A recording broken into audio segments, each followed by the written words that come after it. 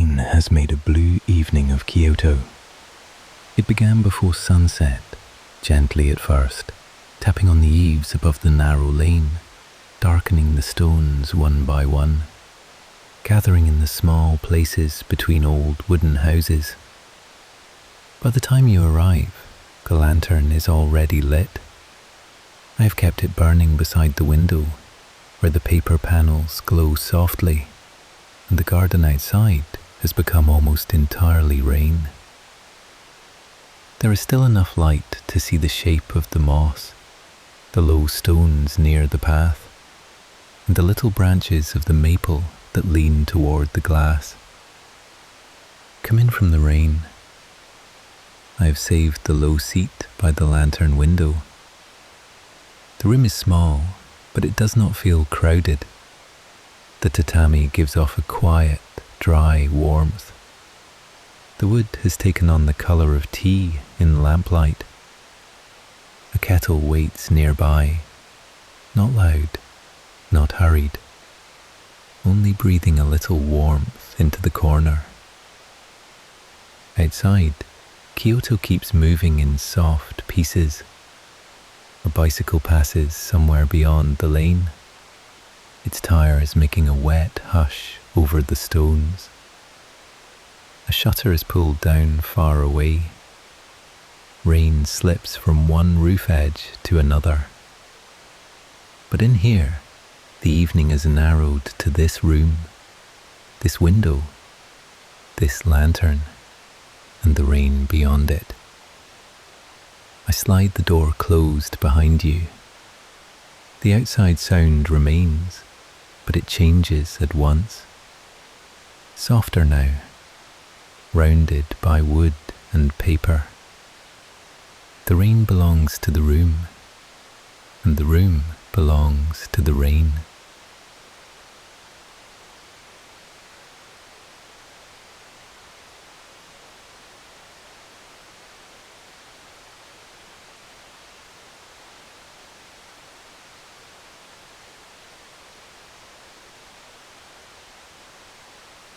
The entrance still remembers the rain. A little silver line of water lies at the edge of the threshold, where the night has followed you only as far as it is allowed. Your umbrella rests in the corner, its dark folds shining with small drops. Your shoes are set neatly near the step, turned toward morning, without making any promise about when morning has to come. The lane outside is one of those Kyoto lanes that seems longer in the rain. By daylight, it would show its details plainly. The wooden fronts of old houses, a narrow gutter at the side, a potted plant under a shallow roof, a curtain lifting a little whenever the air moves. But tonight, the rain has softened every edge.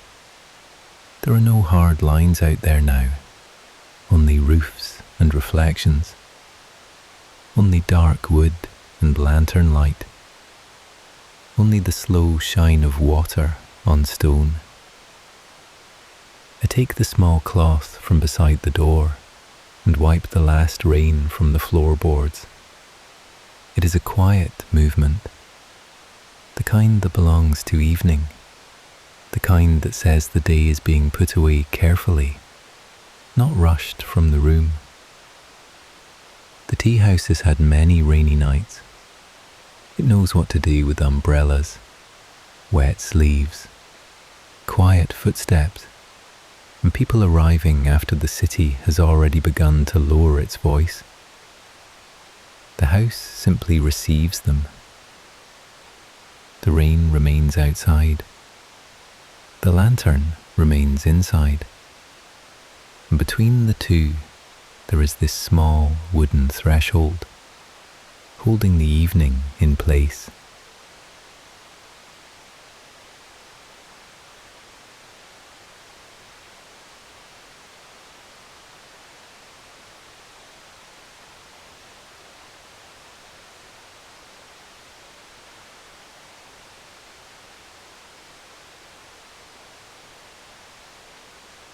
The tatami room is simple. That is the first thing people notice, though they often notice it slowly. There is not much here to ask for attention. A low table, a tea bowl, a folded cloth, the lantern, the window, the rain. The walls are pale where the shoji catches the light, and darker in the corners where the lamp does not need to reach. The room has been arranged so that nothing presses forward. Every object has space around it. Every shadow has a place to rest. I kneel near the table and turn the tea bowl slightly, so the softer side faces the window. It is an old habit. On clear evenings, the window gathers the last color of the sky. On snowy mornings, it gathers white light. Tonight, it gathers rain and lantern glow together, so the whole garden seems to be breathing quietly against the glass. The maple outside has begun to turn, not all at once. Only a few leaves have gone deep red, a few amber, a few still green at the center. The rain makes them darker than they were in the afternoon. Each leaf holds a small bead of water until the bead grows too heavy and falls. You can see this from the low seat, not the whole garden, just enough.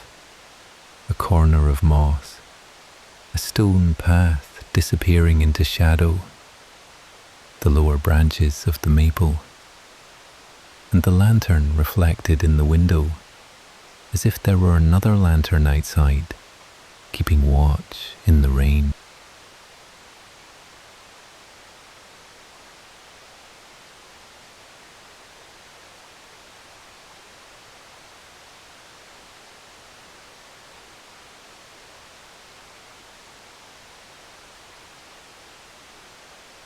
The kettle has been warming for some time. It makes no sharp sound, only a low, patient murmur, as if it has learned from the rain how to speak without interrupting. I lift the lid for a moment.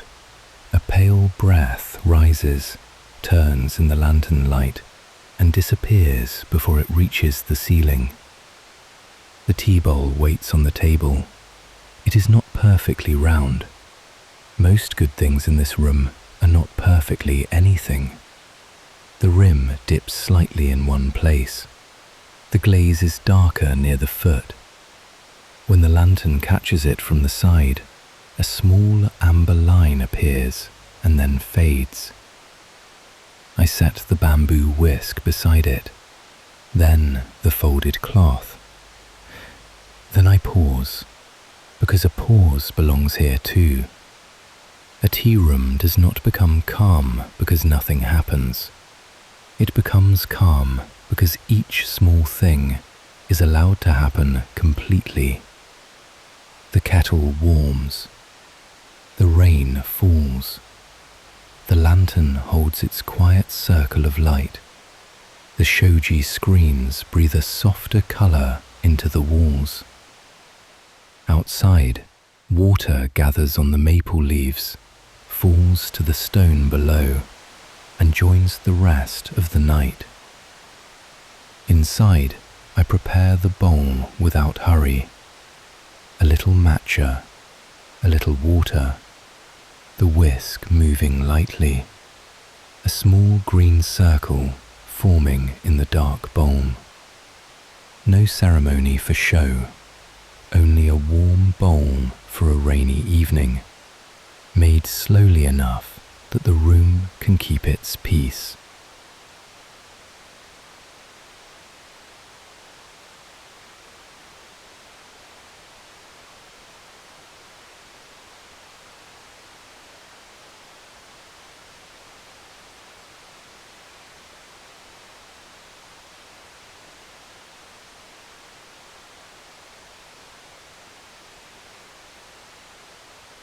From this seat, the garden is not a place to walk through.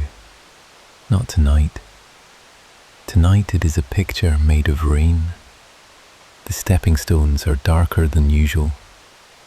The moss between them has become deep and soft, almost black in the places where the lantern does not reach. The stone basin near the edge of the path has filled and overflowed, and every few moments a drop from the maple branch above it falls into the water with a round, hollow sound. The garden is small, but the rain makes it feel deeper. A dry garden shows you where it begins and ends. A rainy garden hides its edges. It lets one stone disappear into shadow. It lets one branch become a line of water. It lets the far wall move back a little until the night seems to continue beyond it. I sit across from you, nearer the kettle, and turn the lantern down just a little. The glass in the window changes. Now the garden is darker, and the reflection of the room is clearer. The tea bowl appears faintly in the pane. The lantern appears twice. The tatami becomes a pale gold shape floating over the rain. For a while, there are two rooms. The one we are sitting in, and the one reflected softly outside. Both are quiet. Both have a lantern. Both are held inside the rain.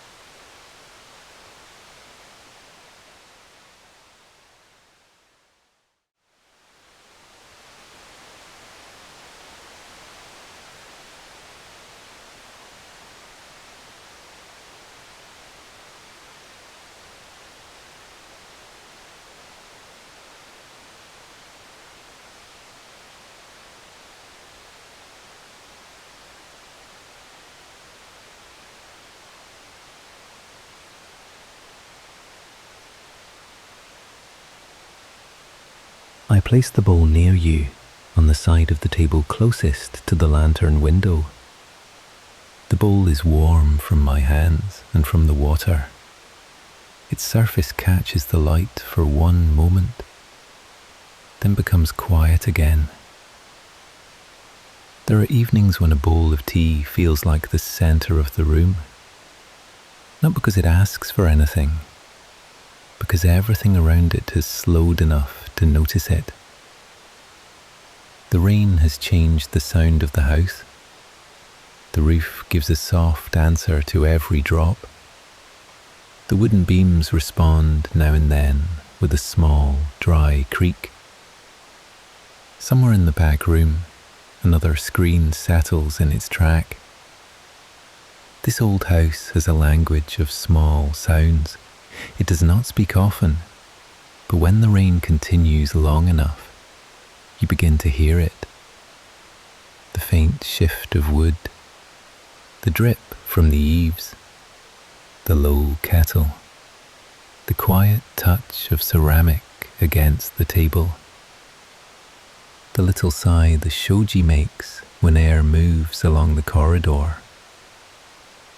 I have always liked this hour best, after the city has finished asking for things, after the shops have begun to close, after the bright windows on the larger streets have blurred into rain. The tea house becomes very small then, small in the best way, small enough for the whole evening to fit inside one lantern, small enough for the rain to feel close, but never crowded.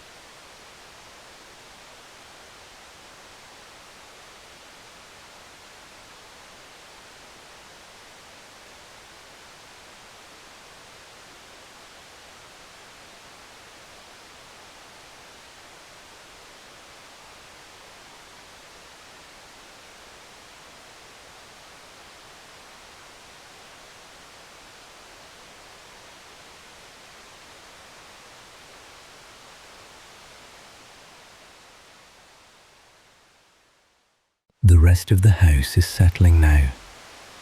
Behind the tea room, a narrow corridor runs past two closed screens, a storage alcove, and a small window that looks into the inner courtyard. In the afternoon, light comes through that window and rests in a square on the floorboards. Tonight, there is no square of sun, only the moving shade of rain. I go quietly down the corridor to check the back screen. The house answers under my steps, one board at a time. Not a complaint, only recognition. The way old wood remembers everyone who has crossed it. I slide the screen until it meets the frame. The sound is soft, almost like cloth being folded. Then I return to the tea room, carrying with me a little of the cooler air from the hall. The lantern window looks warmer when I come back. The bowl is still on the table. The rain is still writing and unwriting the garden. A leaf falls from the maple and lands on one of the wet stones. It lies there, bright for a moment in the lantern reflection, then darkens as the rain touches it. The room has no need to explain this. The leaf has fallen. The stone has received it. The rain continues, and the night, which had seemed to be arriving from outside, is now already here.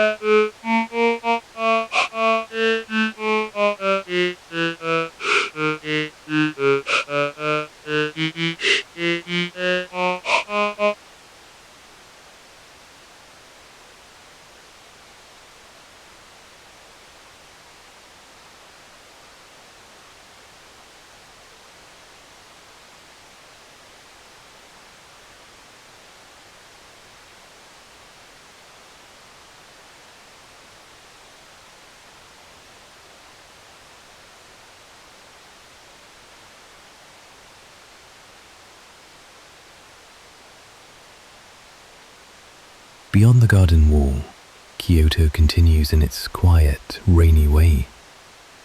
A larger street lies not far from here, though tonight it feels very far. There are covered walkways where people pass with umbrellas tilted low. There are shop fronts closing one by one. There are small restaurants where the windows glow softly behind rain-clouded glass. But from this room, none of it arrives whole. Only fragments come near. A wheel passing through water. The wooden note of a shutter being drawn down. A soft footstep in the lane. The faintest movement of air when someone hurries by under an umbrella. Then the rain covers it again. Kyoto is good at hiding its busyness. It can be bright, crowded, full of footsteps and voices and trains and market calls. But in the rain, behind a small window, the city becomes layered. One layer of water, one layer of wood, one layer of paper, one layer of lantern light. You are not in the middle of the city now. You are in one of its quiet folds, a place where the evening has tucked itself away. I sit beside the kettle again and listen to the roof. The rain does not fall evenly. It gathers, pauses, slides, and begins again. Sometimes it sounds like thousands of small fingers on the tiles. Sometimes like a sleeve brushing softly against the house. Sometimes like the garden, breathing in the dark.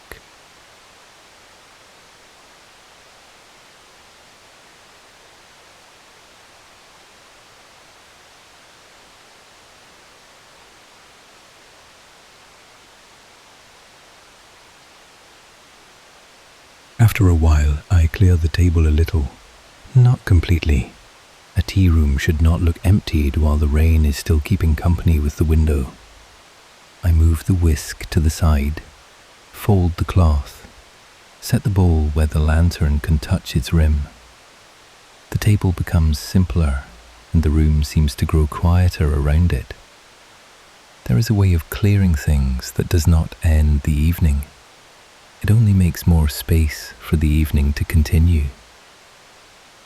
The rain has settled into its long rhythm now. It no longer feels like weather passing through. It feels like the shape of the night itself. The garden has accepted it. The stones shine steadily. The moss is dark and full. The maple leaves hang lower than before. The basin near the path overflows in one thin line that catches the lantern for a moment, then disappears below the window frame. I take the folded cloth and place it beside the kettle. Then I sit again. The house seems pleased with the arrangement. Nothing more than is needed, nothing less than is kind. A table, a bowl, a lantern, a window, rain, wood, tatami, a garden just beyond reach, a city made quiet by water, and this room holding the small center of it all.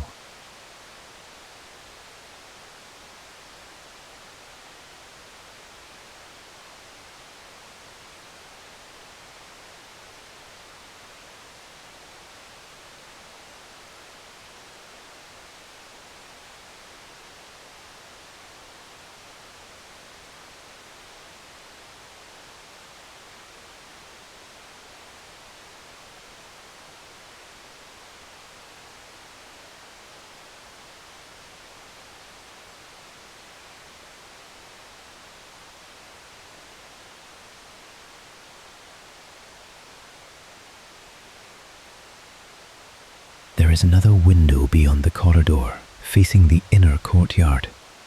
From here, you cannot see it directly, but you can hear it. The courtyard catches the rain differently from the front garden. The front garden receives the rain openly, on moss and stone and leaves. The courtyard receives it in a small square of darkness between wooden walls. Water falls from the roof edge into the stone basin below. A hollow sound, then another, then a smaller answer from the overflow. During the day, this courtyard is almost plain. A little moss, a few stones, a narrow place for light to come down into the house. But at night, in rain, it feels deeper than it is. The walls vanish upward. The roof becomes only a dark outline. The water sound becomes round and slow. I leave the screen to the corridor slightly open, just enough for the courtyard sound to enter the tea room. Now there are two rains. The rain at the lantern window and the rain in the courtyard. One before us, one behind us. The room rests between them, a small island of tatami and wood. The lantern shines steadily, but not brightly. The bowl cools on the table. The garden keeps losing and finding itself in the moving glass. And the courtyard, hidden from view, counts the rain in a stone basin no one needs to see.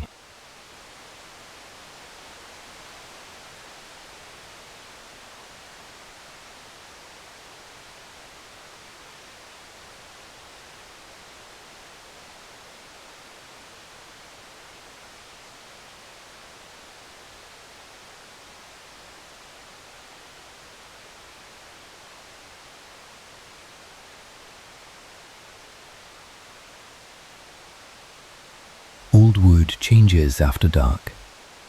In the day, you see its grain, its joinery, the places where hands have touched it for many years. At night, you hear it more than you see it. The beam gives a small creak above the alcove.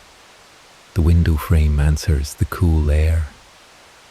The screen track makes the faintest sound as the house settles by a measure too small to see. This house has stood through many autumn rains, some heavier than this, some lighter, some that came with wind from the hills, some that passed before midnight and left the stones shining under stars. Tonight's rain is steady and mild, the kind that seems to have nowhere else to be. It falls as if it has chosen this roof, this garden, this hour. I run my hand once along the edge of the table, smoothing away a drop of water that must have come from the kettle lid. The wood is warm. The room is warm. The window is cool. These small differences make the tea house feel alive. Warmth near the lamp, coolness near the glass. Dry tatami under the table, wet moss beyond the wall. A bowl that was warm and is slowly becoming part of the room. The house does not hold still because it is empty. It holds still because everything in it knows how to move quietly.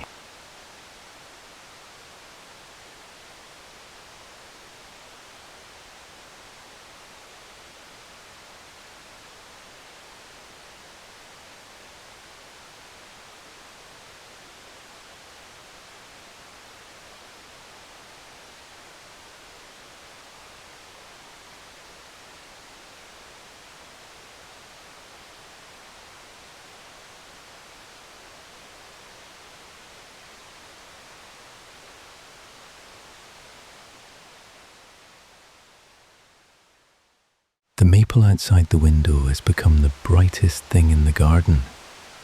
Not bright like a lamp, bright like something remembered.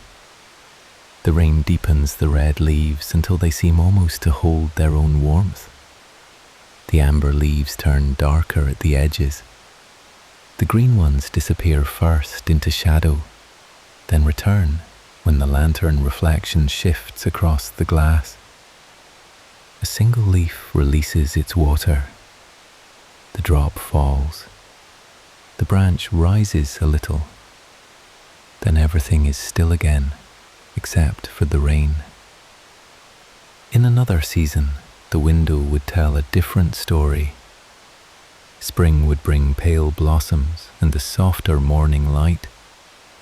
Early summer would fill the garden with green. Winter would make the room feel even warmer, with the outside world held in grey and silver. But tonight belongs to autumn. The garden is not fading. It is becoming quieter in colour.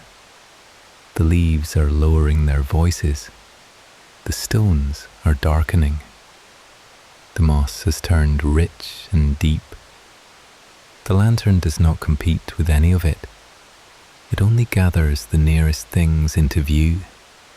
The maple leaves, the wet stones, the faint rim of the basin, the reflection of the room itself, and rain again and again, drawing thin silver lines between inside and outside.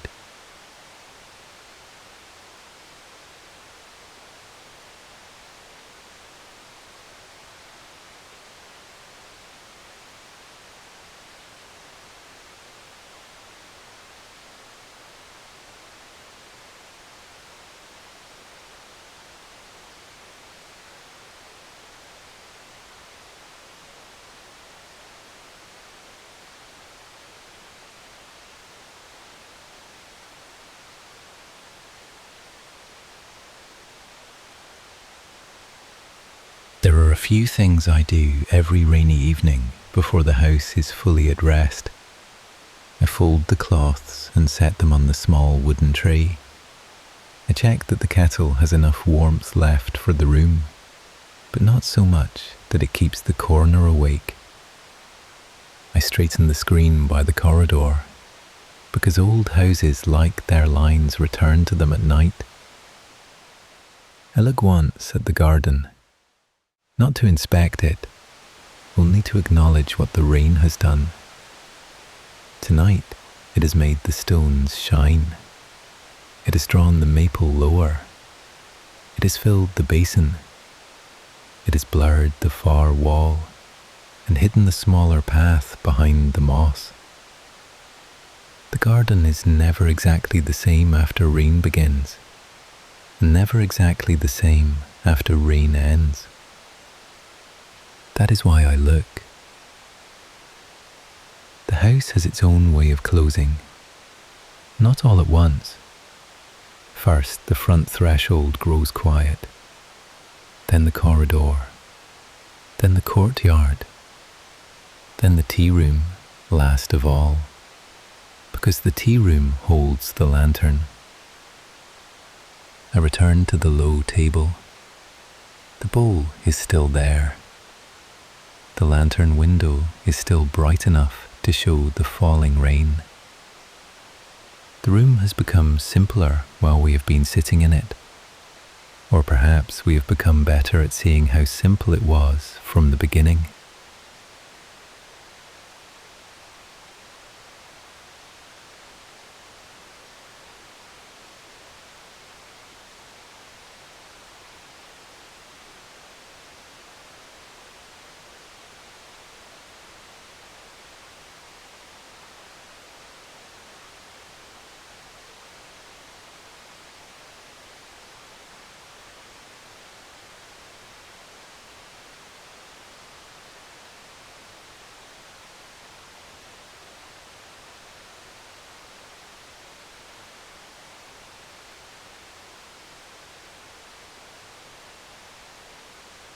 The rain thickens for a while, not into a storm, only into a fuller sound. The roof receives more of it now.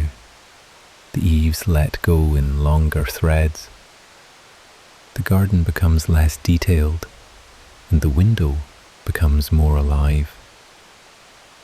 Where a few drops had made lines before, now the glass is covered in slow movement. The stones outside fade. The maple becomes a dark shape with small red edges. The basin disappears, except when the drop strikes it and lifts a pale ring into the lantern light.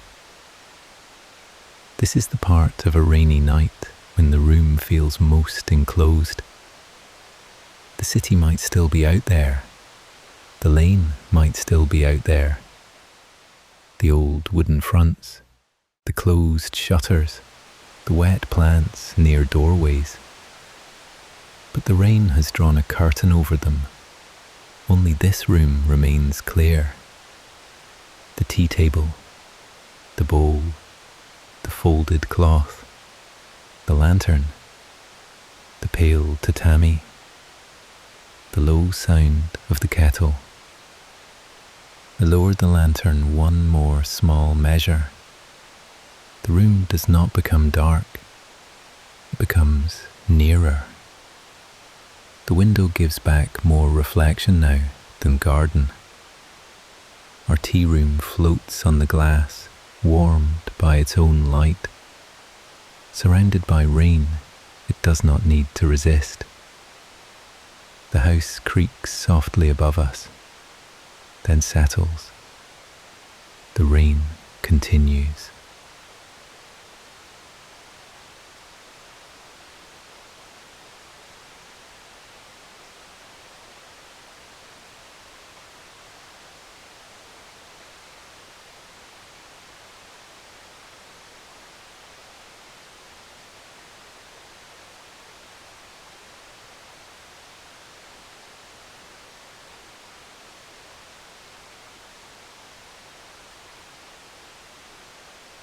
The low seat by the window is the best place in the room on a night like this. Not because the view is wide, it is not. The window gives only one part of the garden, a small part, a few stones, a little moss, one leaning branch, a strip of wall. The basin when the light reaches it. But a small view can hold more than a wide one when the rain is falling. A wide view asks the eye to travel. A small view lets it stay. Here, from the cushion by the window, the garden repeats itself gently. Rain on glass, rain on stone, rain on leaf. Lantern in the window, lantern in the room. A dark branch moving slightly, then returning. A drop forming, a drop falling. Nothing in the view hurries to become something else. The room has arranged itself around that patience. The table is low, so the window remains open. The lantern is near, but not too near. The bowl is within reach, but does not call attention to itself. The shoji panels hold the rest of the house back. The tatami softens every movement, and the rain, beyond everything, keeps the hour from becoming too sharp. I have saved this seat for the rainy nights. It belongs to whoever arrives carrying too much of the city on their shoulders. Though the room never asks what they carried, it only gives them the window.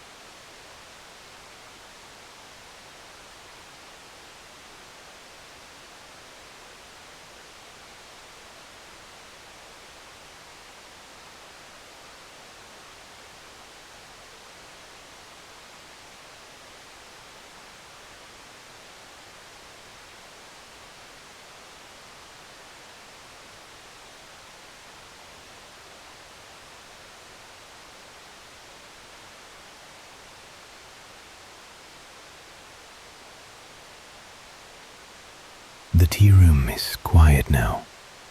The garden is rain. The window is lantermite. The old wood has settled into darkness, and Kyoto, beyond the narrow lane, beyond the wet stones, beyond the little roofs and closed doors, continues softly under the autumn sky. For a long while, there is only the sound of water, rain at the eaves, rain in the courtyard, rain on leaves, rain on stone, rain on the lantern window. The room keeps its small, golden shape. The night keeps the garden, and the rain keeps everything else.